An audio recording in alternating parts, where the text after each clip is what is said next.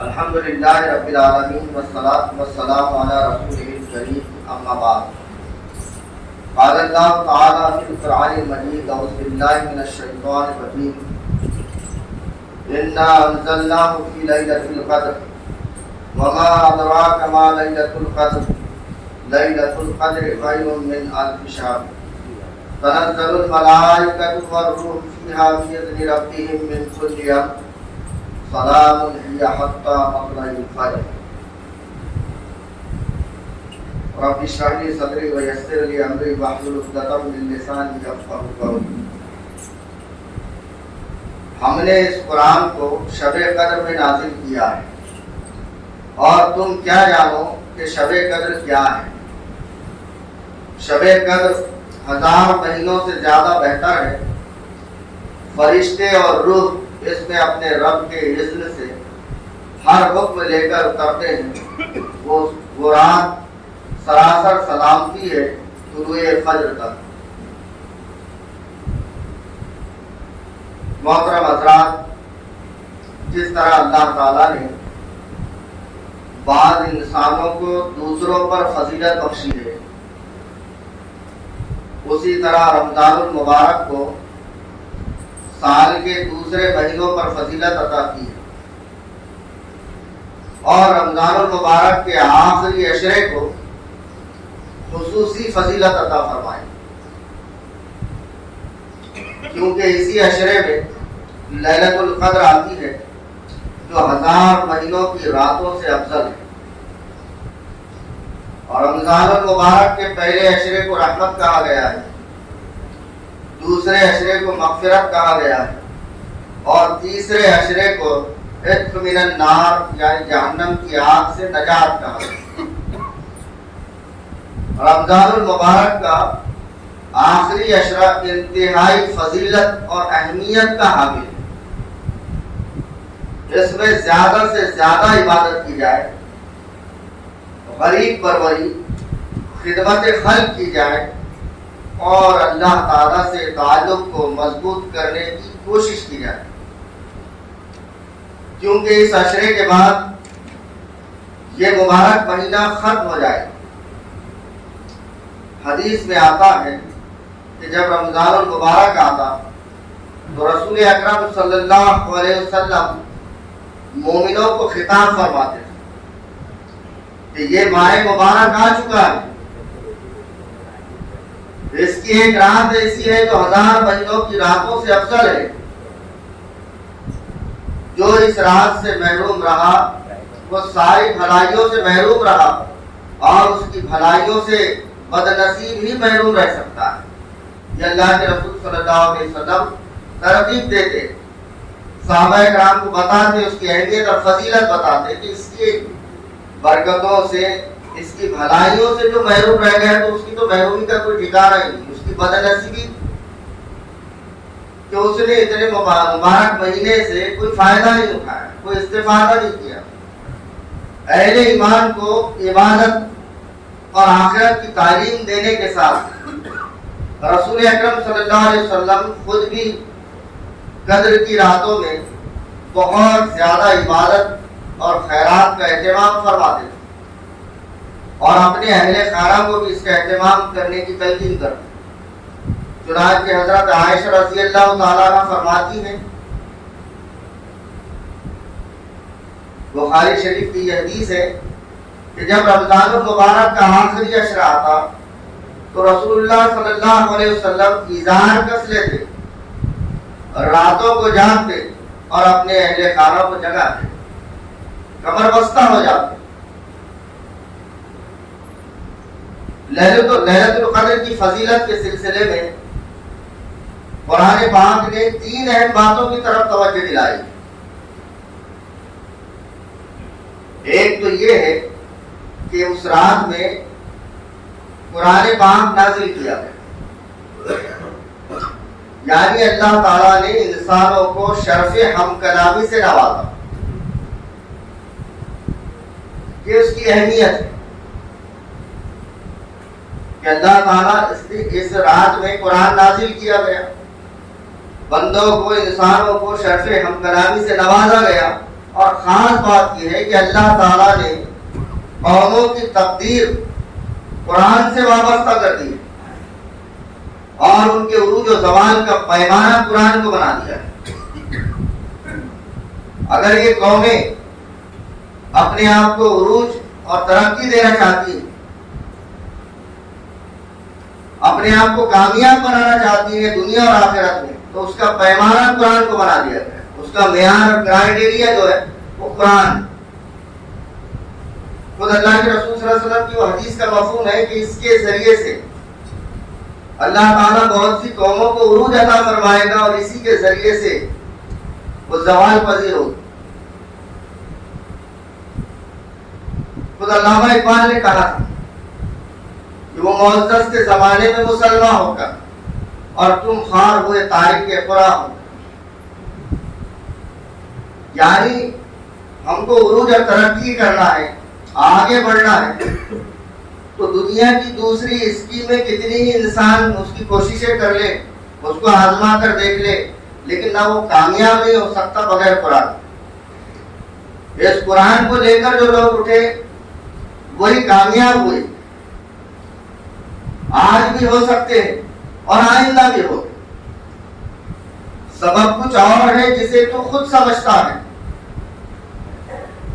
یعنی ہماری ترقی کا اور عروج کا راز یہ نہیں ہے کہ ہم ایجوکیشن میں آگے چلے جائیں، یہ نہیں ہے کہ ہم دولت مالداری میں آگے بڑھ جائیں تو ہمارے مسائل حل ہو جائے۔ مختلف دنیا کے یہ دانشور لوگ مختلف حل پیش کرتے ہیں، لیکن اللہ رب العزت نے اس قوم کی، اس انسانوں کی ترقی اور عروج کا جو معیار ہے وہ قرآن کو بنا دیا۔ وہی بات فرمائی کہ سبب کچھ اور ہے جسے تو خود سمجھتا ہے، زوال بندہ مومن کا بے ذری سے نہیں۔ تو یہ ہے قرآن۔ اب قرآن کو عروج یعنی معیار بنا دیا گیا، اس کو لے کر اٹھو، اس کا حق ادا کرو اور دنیا پر چھا جاؤ، دنیا میں بھی کامیاب ہو جاؤ اور آخرت میں بھی کامیاب ہو جاؤ۔ یہ معیار ہے ہمارے لیے، انفرادی طور پر بھی اور اجتماعی طور پر بھی انسان اگر کامیاب ہونا چاہتا ہے، عروج اور ترقی حاصل کرنا چاہتا ہے، تو یہ معیار ہے ہمارا قرآن، اس کو لے کر چل رہا۔ تو یہ قوموں کی تقدیر اللہ رب العزت نے قرآن سے وابستہ کر دی اور ان کے عروج اور زوال کا پیمانہ قرآن کو بنا دیا ہے۔ تو ایک فضیلت تو اس کی یہ۔ دوسری فضیلت یہ ہے کہ اس رات میں اللہ کا پیغام لے کر فرشتے اور جبرائیل امین اترتے ہیں اور طلوع فجر تک سلامتی کا مستہ سناتے ہیں، یعنی اللہ خود بھی متوجہ ہوتا ہے اور اپنے فرشتوں کو بھی انسانوں کی سعادت اور رحمت کے لیے بھیجتا ہے۔ اللہ خود متوجہ ہوتا ہے ہماری طرف اور اپنے فرشتوں کو بھی سعادت اور رحمت کے لیے ہماری طرف بھیجتا ہے۔ یہ فرشتے انسانوں کو اللہ کی رحمت کی طرف بلاتے ہیں، ان کے لیے دعائیں کرتے ہیں اور اللہ کے حضور ان کی سفارش کرتے ہیں۔ معمولی فضیلت نہیں ہے، بہت غیر معمولی فضیلت ہے کہ جب ہمارا رب، ہمارا آقا، ہمارا خالق ہماری طرف متوجہ ہو، وہ سارے اپنے کارندوں کو اور فرشتوں کو ہماری طرف متوجہ کرتے، وہ سارے کارندے انسانوں کے لیے ہمارے لیے دعائیں کریں، اس سے اہم اور اس سے بڑی بات کیا ہو سکتی ہے؟ یہ اس کی قرآن مجید کی دوسری فضیلت ہے۔ تیسرے یہ کہ اس رات میں انسانوں کی تقدیر کے فیصلے ہوتے ہیں۔ قدر کے معنی عزت اور احترام کے بھی ہیں۔ اللہ نے تو فرمایا اِنَّا أَنزَلْنَاهُ فِي لَيْلَةِ الْقَدْرِ، تو قدر کے معنی عزت اور احترام کے بھی ہیں، تقدیر کے بھی ہیں، یعنی لیلۃ القدر عزت اور احترام کی بھی رات ہے اور تقدیر کے بننے اور بگڑنے کی بھی رات ہے۔ اگر ہم کو ہماری اپنی پرسنل تقدیر کو بھی بنانا ہے تو یہی وہ رات ہے، اور اگر ہم کو ہماری اجتماعی طور پر کہ ہم کو اگر بنانا ہے تو یہی وہ رات ہے، اور اگر بگاڑنا ہے تو یہی فیصلے ہوتے ہیں۔ بگڑنا یہی ہے کہ ہم اس کا کتنا احترام کرتے ہیں۔ پورا مہینہ گزر چکا، آخری اشران ان قریب رمضان المبارک کہ یہ آخری عشرہ ختم ہونے جا رہا ہے، اور پھر وہی ہم چیک کریں، ہمارا احتساب کریں. خود اللہ کے رسول صلی اللہ علیہ وسلم کی اس حدیث کے مطابق کہ جس نے احتساب کے ساتھ، ایمان اور احتساب کے ساتھ اس رمضان المبارک کا اہتمام کیا، اس کے گناہ معاف ہوگی، اس کی بخشش ہوگی، وہ کامیاب ہوگا، وہ فلاح پائے گا. تو ہم اپنے آپ کو چیک کریں، ورنہ یہی ہے کہ رمضان المبارک میں اللہ تعالیٰ کی طرف سے تو رحمتوں اور برکتوں اور فضیلتوں کے ڈول کے ڈول انہیں لے جا رہے تھے، لیکن کس میں کتنا ظرف تھا، جس نے جتنے ظرف کے ساتھ اس سے استفادہ کیا، اس کو اپنے روحانی اور ترقی کے لیے اس سے کتنا فائدہ اٹھایا، یہ انسان اپنے آپ کو چیک کرے. تو یہ رات تقدیر کے بنانے اور بگڑنے کی رات، یہ ہے وہ رات. اسی بات کو سورہ دخان میں اس طرح کہا گیا ہے، فیہا یفرق کل امر حکیم، اس رات میں ہر معاملے کا حکیمانہ فیصلہ صادر کیا جاتا ہے. بعض لوگوں نے شعبان کی 15ویں شب کو تقدیر کی رات سمجھ لیا ہے. ہم نے ساری تگ و دو، ہماری صحیح و جوہر ہم نے سارے ادھر پھیر دیے، سارا اہتمام سب ایک اور رات میں کر دیا جاتا ہے. لیکن یہ ہے وہ تقدیر والی رات، یہ ہے وہ قدر والی رات. مگر قرآن میں جو صراحت کی گئی ہے وہ صرف لیلۃ القدر کے بارے میں، اور اسی لیے جناب رسول پاک صلی اللہ علیہ وسلم نے ارشاد فرمایا، بخاری شریف کی حدیث کا مفہوم کہ جس شخص نے ایمان اور احتساب نفس کے ساتھ قدر کی رات میں عبادت کا اہتمام کیا، اس کے گزشتہ گناہ معاف کر دیے جاتے ہیں. تو یہ ہے وہ تقدیر والی رات. سوال یہ ہے کہ لیلۃ القدر کون سی رات ہے اور اس رات کی علامت کیا ہے؟ اس سلسلے میں بہت سی روایات ملتی ہیں.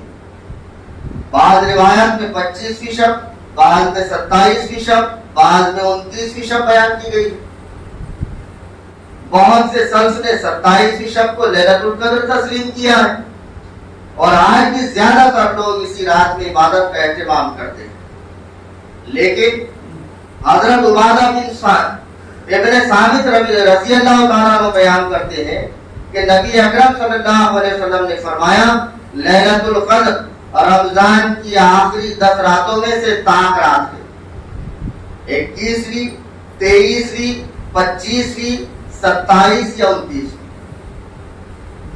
حضرت عائشہ رضی اللہ تعالیٰ عنہ روایت کرتی ہے کہ جناب رسول اللہ صلی اللہ علیہ وسلم نے فرمایا، لیلۃ القدر کو رمضان کی آخری 10 راتوں میں سے طاق راتوں میں تلاش کرو. چنانچہ یہی زیادہ درست معلوم ہوتا ہے کہ قدر کی رات آخری عشرے کی طاق راتوں میں تلاش کی جائے، اور ان تمام راتوں میں عبادت کا اہتمام کیا جائے. کسی ایک رات پر بس نہ کیا جائے، اس پر اکتفا نہ کیا جائے. نبی صلی اللہ علیہ وسلم کے معمول سے بھی یہی ظاہر ہوتا ہے کہ آپ پورے آخری عشرے کی راتوں میں عبادت کا اہتمام کرتے تھے. یہ بات بھی یاد رکھنی چاہیے کہ دنیا کے مختلف حصوں میں دن اور تاریخ یکساں نہیں ہوتی. مشرقی حصے میں جو تاریخ ہے وہ مغربی حصے میں نہیں ہوتی. دن اور رات کے اوقات میں تبدیلی جغرافیائی لحاظ سے ہوتی ہے. ایک ملک میں اگر 27 کی شب ہے تو تمام ملکوں میں اسی وقت ہو، یہ ضروری نہیں.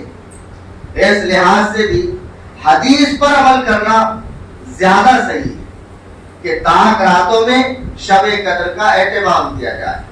کون سی رات ہو، اور پھر اللہ تعالیٰ بھی اپنے بندوں کو زیادہ سے زیادہ محنت اور مشقت کرانا چاہتا ہے.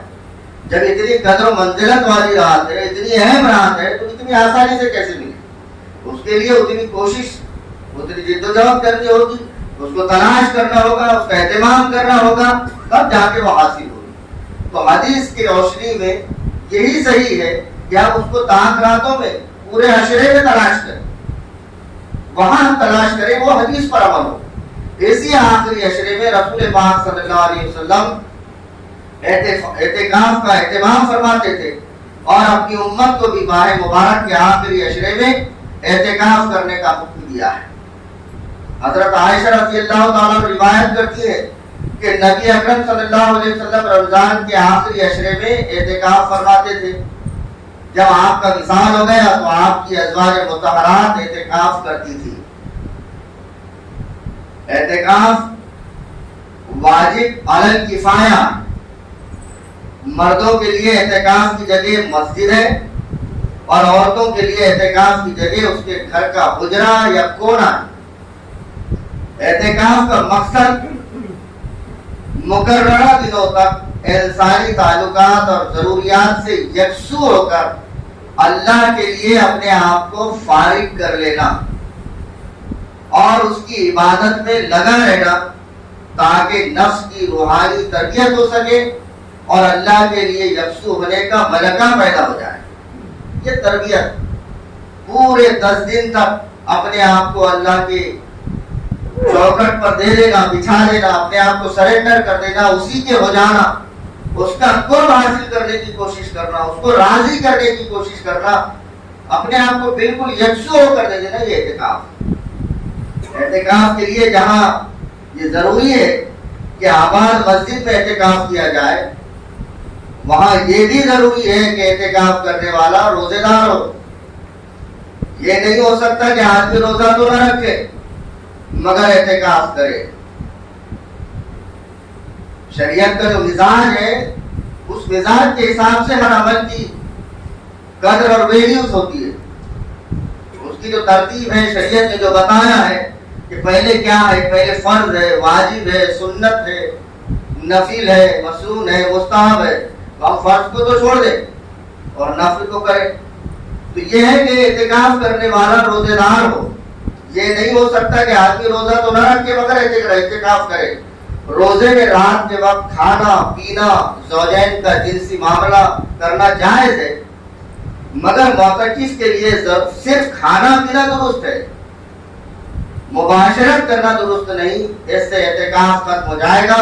اللہ تعالیٰ کا ارشاد ہے سورہ البقرہ کی آیت کا ترجمہ 187 نمبر کہ جب تم مسجدوں میں معتکف ہو تو بیویوں سے مباشرت نہ کرو، یہ اللہ کی باندھی ہوئی حدیں ہیں، ان کے قریب نہ پھٹکنا، یہ اللہ کی حدود ہے۔ اللہ کی حدود بتایا گیا، حدود اللہ سے آگے نہیں جانا چاہیے۔ معتکف کا ضرورت طبعی اور حاجت شرعی کے بغیر مسجد سے باہر نکلنا بھی اعتکاف کے منافی ہے۔ شرعی ضرورت ہو تو باہر نکل سکتا ہے، رفع حاجات کے لیے اگر کہیں جانا ہو تو اس میں اجازت ہے، لیکن پھر مسجد کے باہر نکلنے کی کوئی اجازت نہیں۔ اعتکاف کے معنی ہی کسی جگہ ٹھہرنے کے، شریعت نے عبادت اور تربیت کی غرض سے مسجد میں ٹھہرنے کو اعتکاف قرار دیا ہے، اس لیے معتکف کو اس کا پابند رہنا چاہیے اور دل جمعی کے ساتھ 10 دن مسجد میں گزارنا چاہیے۔ غیر ضروری باتیں ہیں، دوسرے حرکات ہیں، کوئی ایسی باتیں بالکل وہ نہیں۔ اپنے آپ کو تمام چیزوں سے روکے رکھے، جس میں صرف زیادہ سے زیادہ عبادت ہو، تلاوت ہو، دعائیں ہو، نوافل ہو، استغفار ہو، جو کچھ بھی ہے بس اللہ سے ڈور لگائی جائے، اسی میں ہمارا وقت ہم لگائیں، باقی دوسرے کاموں میں نہ لگائیں۔ روزہ اور اعتکاف کی حکمت پر غور کیجیے تو معلوم ہوتا ہے کہ سال بھر میں 1 مہینہ ضبط نفس کی تربیت کے لیے مقرر کیا گیا، اپنے آپ کو اپنے نفس پر کنٹرول کرنے کے لیے، نفس پر ضبط قابو پانے کے لیے یہ مہینہ مقرر کیا گیا ہے، اور اس 1 ماہ میں آخری عشرہ اس تربیت کو مؤثر اور موقت بنانے کے لیے خاص کیا گیا ہے۔ کتنا اہتمام کیا ہے اللہ تعالیٰ نے، پورا 1 مہینہ اور اس میں سے بھی 1 عشرہ بالکل تاکید کے ساتھ اور مکمل اللہ تعالیٰ کی طرف سے دیا گیا کہ اپنے نفس کو ضبط کرنے کا، ضبط نفس کا یہ بہترین مؤثر ذریعہ ہے۔ عام طور پر لوگ اعتکاف کو بہت زیادہ اہمیت نہیں دیتے، بہت سی مسجدیں خالی رہتی ہیں، اعتکاف کرنے والا کوئی نہیں ہوتا، ہر شخص یہ چاہتا ہے کہ کوئی دوسرا اس کام کو انجام دے، رائے بھی دوسروں کے لیے دی جاتی، یہ کہ بس دوسرا یہ کر لے، اعتکاف میں بڑھ جائے۔ شریعت نے انسانی تربیت کا جو نظام بنایا ہے، اس سے پوری طرح استفادہ اسی وقت ممکن ہے جبکہ اس پر پورا عمل کیا جائے، اور اعتکاف بھی اسی کا حصہ ہے۔ چونکہ ہر شخص کے لیے اپنی مصروفیت سے 10 دن فارغ کرنا آسان نہیں ہوتا، اس لیے اسے سب لوگوں پر واجب قرار نہیں دیا گیا۔ وہی بات ہے شریعت کا نظام کہ جب اللہ تعالیٰ دین میں آسانی پیدا کرتا ہے، اس کو واجب قرار نہیں دیا گیا، لیکن اس کی اہمیت میں کوئی کمی نہیں کی گئی۔ اللہ تعالیٰ ہم سب کو آخری راتوں سے زیادہ استفادے کی توفیق عطا فرمائے۔